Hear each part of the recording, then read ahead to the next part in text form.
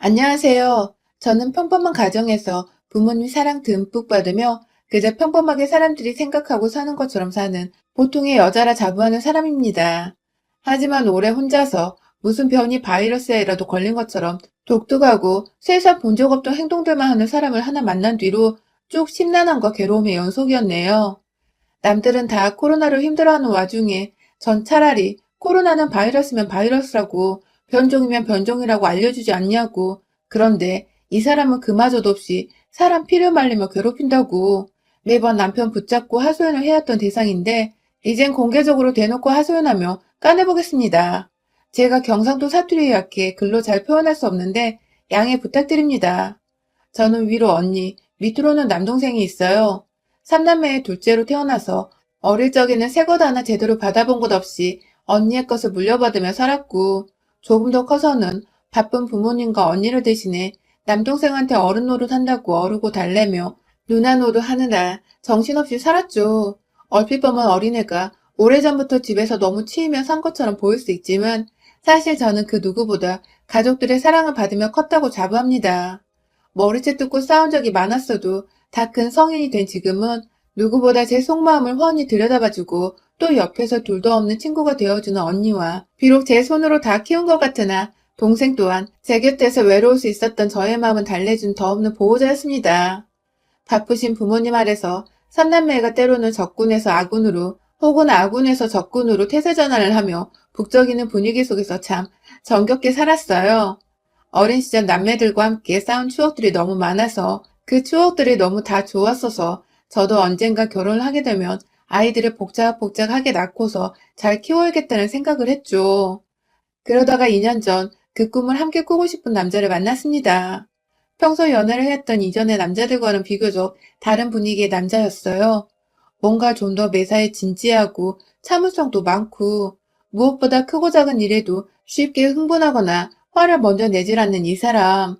연애 기간이 오래되면 오래될수록 그냥 연애만 하다가 끝이 나버리기엔 너무 아쉬운 사람이란 생각이 들었어요. 먼저 고백을 한다고 해서 창피할 것도 없이 그냥 제가 먼저 무턱대고 결혼을 하자며 프로포즈를 해버렸습니다.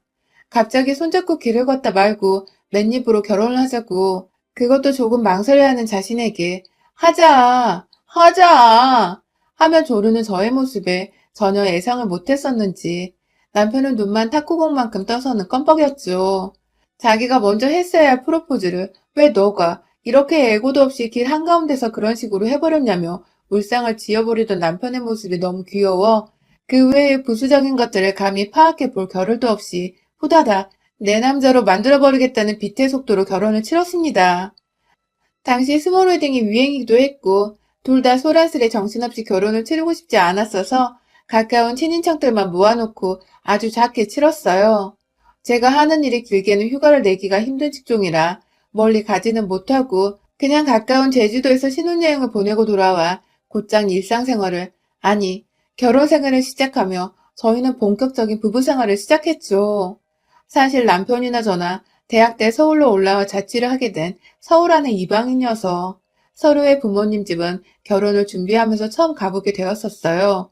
남편은 부산, 저는 광주가 고향이었는데 그 바람에 각자의 가족들께 인사를 하러 가는 길만 해도 주말을 통째로 빌려야 했었죠. 일단 결혼을 하기로 약속한 후 곧장 저희 친척 언니가 광주에서 결혼하게 되어서 겸사겸사 남편을 먼저 친정으로 소개시켜드리러 데려갔었습니다. 그때도 주말을 통째로 비워놓고는 금요일 퇴근하자마자 KTX를 타고 가서는 일요일에 점심 먹고 늦지막히 다시 서울로 올라오는 일정이었죠.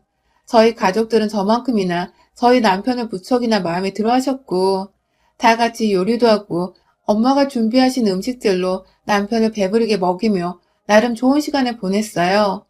한겨울이었는데 뜨끈뜨끈한 집안에서 밥 먹고 나서는 티타임도 가지고 남편도 어느새 저희 가족들이 편해진 건지 자기가 먼저 말도 걸어주고 저희 부모님 말씀에 호탕하게 웃어줘주며 나름의 분위기 메이커 노릇도 제법 잘했어요. 그 모습을 보면서 저도 남편의 집에 가게 되면 시부모님 앞에서 애교도 많이 떨고 잘 보이려고 많이 노력을 해야겠다며 속으로 단단히 다짐을 했죠. 하지만 생각했던 것과는 아주 다른 일들이 일어났어요. 그리고 나서 몇 주 있다가 바로 본전을 뽑자며 남편과 또 주말을 통째로 비워 이번에 남편의 집으로 갔는데요. 우리말에 사위는 백년손님이라고 하잖아요. 그래서인지 저희 부모님은 남편 맞이하겠다며 정말 제가 찾아갔을 때에도 먹기 힘들었던 해산물부터 소고기까지 진수성찬을 차려놓고 남편을 기다리고 계셨어요. 그 바람에 남편도 대접을 너무 많이 받았다며 저희 부모님께 너무 감사해 했고요. 저는 그래도 저희 부모님만큼의 식사 차림을 바란 건 아니었지만 그래도 부산에서 뭔가 따뜻한 시어머니의 밥은 한번 얻어먹을 줄 알았습니다. 그래서 빈손이 무색하지 않도록 일부러 서울에서 시부모님이 좋아하실 만한 스카프부터 홍삼 등 이것저것 챙겨갔어요. 그런데 참 웃기더라고요. 조금 낡았어도 아파트에 살고 계시던 시댁에 딱 처음 발을 디뎌보니 바닥이 무슨 냉동 창고 마냥 얼어붙어 있는 것입니다. 마찬가지로 이 시기가 한겨울이었는데 밖에서 벌벌 떨고 들어왔더니 집안이 더 추운 것 같은 기분까지 들었죠. 그런데 앞에 시부모님은 계시고 무슨 말을 못하겠는데 입에서 김까지 서려 나오는 것 같고 막 그냥 심정이 복잡한 와중에 시어머님은 대뜸 인사를 왔으면 절부터 하라고 하시더라고요. 이때 알아챘어야 했었는데 그렇게 저는 첫 만남부터 제대로 된 미소 한 번 없이 앉아 계신 시부모님, 정확히는 시어머님 앞에서 절부터 하며 인사를 드렸고 집안에 냉기밖에 없는 와중에 고소한 냄새마저 없는 백직장 풍경에 당황을 했으나 그 다음번에 더 당황을 하고야 말았어요. 차려놓은 것이 없으니 한번 요리를 해보라고. 어디 애비 며느리가 차려주는 식사를 한번 받아보자며 텅 빈 부엌으로 안내하시는데 만약 그때 옆에서 남편이 엄마, 손님 오는데 아무것도 안 해놓은 거야? 하면서 시어머니를 무지막지 개념 없는 사람 마냥 쳐다봐 주지 않았더라면 전 울면서 뛰쳐나왔을지도 몰라요. 하지만 다행히 남편이 지 손을 걷어붙이더니 뜬금없이 쌀을 씻는 바람에 며느리 한번 기선제압 해보려다가 졸지에 아들 손에 찬물 묻히는 게 아쉬웠는지 고마해라 하고는 자기 손으로 그제서야 쌀을 씻으시던 시어머님. 그 바람에 저도 불쾌한 나머지 거들어 드리진 않았습니다. 남편이 손님이라고 언지까지 해주어서 손님이라며 남편 옆에 앉아있다가 그래도 사간 선물을 빠짐없이 다 드리고 왔어요. 너무 추워 밥을 먹고 나서도 냉기가 서렸는데 답답한 나머지 제가 먼저 나서서 커피를 타드리겠다며 뜨거운 물 끓여서 커피를 타드렸네요. 가장 기억에 남았던 말은 서울에서 바쁘게 살았다는 대화를 하다가 그래서 친정에는 먼저가 인사고 옹기가 하면서 광주에 있는 저희 집부터 먼저가 어른들께 인사를 드린 게 내내 안 입고 왔다는 식으로 말한 것이었어요. 선물을 드릴 때에도 먼저 간 사돈은 뭐 받았노? 하면서 말씀하신 걸 보니 아무래도 사돈댁에 먼저 아들을 인사시키러 갔던 것 자체를 기분 나빠하시는 게 분명해 보였습니다. 그런데 그걸 또 변명하려 하자니 대화 도중에 얘기가 너무 뜬금없기도 했었고 사돈집에 먼저 가든 본인 집에 먼저 오든 그게 화날 일이며 여자가 자기 집에 먼저 가는 게 뭐 대단히 문제인가 싶어서 저도 울컥한 마음에 굳이 변명은 안 했어요. 그렇게 서울 돌아가는 길 남편의 잘못은 없었으나 그냥 좋은 사람에게 이런 부모가 있을 줄 몰랐다는 생각에 실망을 했는지 저도 충격을 받아 생각을 하느라고 의도치 않게 침묵을 유지했고 그날 남편은 저를 집 앞까지 데려다 주곤 결국 문 앞에서 눈물을 보이더라고요. 자기 엄마가 우리 사이를 다 망쳐버린 것 같다며 엄마가 원래 사고방식이 자신과 달라 트러블이 많았었다며 결혼하고 나서는 자기 엄마 때문에 힘들어할 일 절대로 만들지 않겠다며 제 손을 잡는 것까지 잡아도 되나 싶어서 혼자 눈치를 막 보는데 그 모습이 애잔하고 애처롭고 막 복잡했습니다. 결국 중간에서 남편 노릇 잘하겠다는 확답을 받고는 결혼을 했어요. 그리고 남편은 실제로도 저에게 최선을 다하며 좋은 남편으로 지내줬고 멀리 사는 시부모님은 설날과 추석 명절에 딱 2번 찾아가기만 했고 자주 부딪힐 일이 전혀 없었습니다. 다른 집들처럼 안부 인사를 강요하지도 않으셨고 시시콜콜 전화가 온다거나 무턱대고 집으로 찾아오시는 무개념스런 짓도 하지 않으셨어요. 내심 이천애를 열심히 보면서 우리 시어머니도 언젠가 그러시면 어떡하나 싶어서 쫄기도 했었는데 천만 다행히게도 아직까지 서울 우리 집 한복판에서 절 당황시킨 적은 없습니다. 하지만 그 당황스러움은 꼭 시댁에 가면 기다렸다는 듯이 벌어졌어요. 결혼하고 나서 맞이한 첫 설날에 한복까지 곱게 차려입고는 이번에 직접 차려몰아서 시댁에 갔는데요. 아니 글쎄, 이번에도 시댁은 바닥이 아주 얼음장이더라고요. 보일러를 확인해보니 진짜로 전원은 완전히 꺼져 있었고 시부모님은 두 분 다 옷을 두텁게 껴입고 계셨습니다. 남편은 언제부터 이렇게 보일러를 꺼놓고 살았지? 하면서 이전에는 그런 적이 없다는 식으로 고개를 갸우뚱했지만 시어머니는 보일러 고장이 났다면서 저희 두 사람 앞에서 딱 말씀까지 하셨죠. 그렇게 첫 명절에 긴장되는 마음으로 시어머니 앞에서 제사상도 차렸고 여기저기 시댁을 찾아오는 일부 친척분들과 결혼식 후 오랜만에 인사도 나누며 다른 집 며느리들처럼 저도 똑같이 요리하고 상 나르고 인사드리며 몸이 10개라도 모자란 기분으로 쭉 일어섰다가 앉길 반복했어요. 하룻밤을 자고는 다음날 친정에 가기 위해 짐을 챙겼죠. 하지만 시어머니는 아침부터 짐 싸느라 부스럭거리는 저희를 보곤 기분이 언짢으셨는지 뭐 대단한 집이라고 아침부터 부산 떨며 찾아갔냐고 한 소리를 하셨고 이번에도 남편이 지금 안 가면 시간이 없어 인사만 드리고 서울을 가야 한다며 시어머니를 이해시켜드렸어요. 기분이 정말 나빠 보여서 제가 끝내 져주는 마음으로 아침은 함께 먹고 가자며 남편을 불러다 세웠고 그렇게 저희는 제가 직접 차린 아침으로 밥까지 먹고는 차까지 끓여드리고서 집을 나왔는데요. 한 10분 차를 끌고 가다가 제가 순간 화장실 안에 제 세안도구들을 안 챙긴 게 생각나더라고요. 급하게 다시 시댁으로 돌아가서 챙기려고 남편의 손을 빌려 시댁 문을 열고 들어갔는데 근데 저희가 시댁을 떠났다가 다시 돌아온 그 20분 사이에 무슨 일인지 바닥이 살짝 뜨뜻해진 겁니다. 기분이겠거니 하면서 급하니까 화장실부터 들어가 세면 도구를 챙겨 나오는 사이 우연히 본 거실 복도에 보일러 기기. 분명 전원이 켜져 있었습니다. 그날 제가 본 걸 남편한테 말하진 않았지만 대충 무슨 상황인지 알겠더라고요. 시어머니가 일부러 며느리 온다고 아들이 추워하는 것까지 감수를 하면서 보일러를 꺼놓으셨구나 하고 말이죠. 그 바람에 찬물로 샤워도 하고 그것까지 아들도 겪어야 했는데도 불구하고 그걸 다 감수하시면서 일부러 계획하셨다고 생각을 하니 선불이 나는 걸 떠나서 어이가 없어 헛웃음이 나오더라고요. 이게 바로 시월드구나 싶었습니다. 그 후로도 저희 어머님은 한결같이 그해 추석과 다음해 설날 그리고 올해 추석까지도 보일러를 일체 꺼놓은 채 차가운 냉방 상태의 집에서 저희 부부를 맞이하셨고 저와 남편은 내내 추위 속에서 찬물 샤워를 하고 찬바람 쌩 부는 겨울을 집안에서 내내 맞이했어요. 시어머니는 보일러를 당장 고쳐주겠다며 수리공까지 부르려는 남편을 극구 막아서며 곧 이사 갈 거라 안 고쳐도 된다고 아는 사람이 연휴 끝나고 싸게 고쳐줄 거라고 말씀을 하셨고 옆에서 저는 보일러 기기가 제대로 작동하는 걸 눈치채고 있었지만 끝까지 모른 척을 했어요. 더 솔직히 말하면 보일러가 작동되는 걸 눈치챈 남편이 시어머니께 얼마나 불같이 화를 내며 제 편을 들어줄지 예상이 되었기에 일단 신혼 초만큼은 제가 난처해질 싸움을 유도하지 말자는 마음이었습니다. 그냥 시어머니가 어떤 사람인지부터 파악을 하고 싶었어요. 왜 이렇게까지 며느리를 찬밥처럼 대하시는지 알고 싶었고 내 능력으로 시어머니의 마음을 돌릴 수 있을지도 궁금했어요. 조금 더 시간이 지나면 나를 가깝게 생각해 주시진 않을까. 그러면 보일러도 언젠가 작동시켜 주시지 않을까 싶었던 것이죠. 그냥 늘 언니나 남동생하고 서로 마음을 공유하며 이해하고 화해를 했던 것처럼 자연스레 시어머니와도 진심으로 통하는 화해를 하고 싶었던 것 같아요.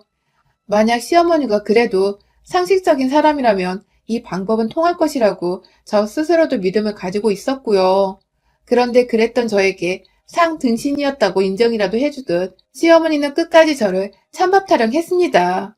저희가 코로나로 어른들 걱정 염려해서 이번 추석엔 시댁 있는 친정 어느 곳도 가지 않았어요.